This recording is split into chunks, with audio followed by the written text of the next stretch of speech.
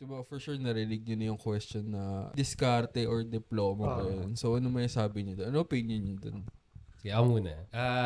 Tingin ko doon, parang ako, nakuha ko yung discipline ko as an employee sa corporate talaga. Doon kayong parang kailangan mong gumising na 9 to 5. Kasi gumising na maaga talaga para sa 9 to 5. So, bago ko pala nag-work, gumigising ka na maaga? Hindi talaga. Man. Kahit sa school, gano'n.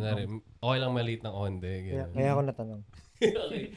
So, parang yung discipline na yun, kailangan mo talagang gumising. Kundi, parang, hindi mo magagawa yung trabaho mo. Diba? Tapos, hindi ka pwedeng basta-basta umalis dun sa trabaho kasi ang clock out, 5 p.m. Diba? Kahit anong tapos ng trabaho mo, nandun ka talaga for that specific period of time.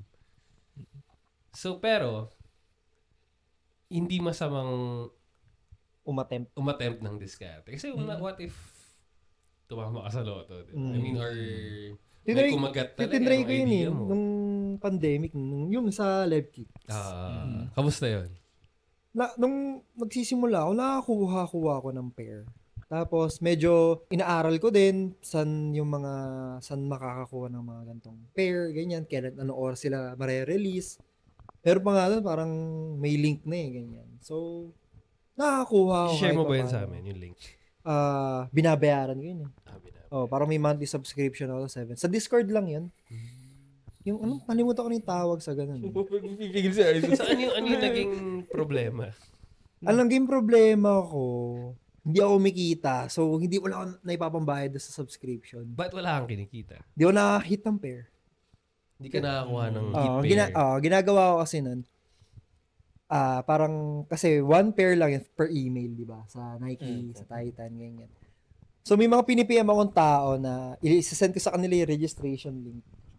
Tapos, yun yung hassle mo. Pag tumama sila doon sa loto, yung email nila, nakuha nila yung pair, ako magbabayad nun, tapos poporsyentohan ko lang sila.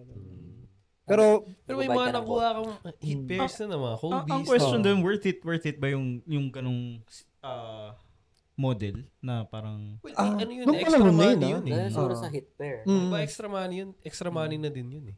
Hindi, kung yung trajectory nga ng buhay niya nung time na yun, parang iniisip niya, okay, babounce. Pagka, if this works, babounce na ako, diba? So, yung mga panahon yun, may why not moments yun na... Pandemic yun? Ganun kalaki yung nakukuha mo nung time. Hindi naman, pero like, meron.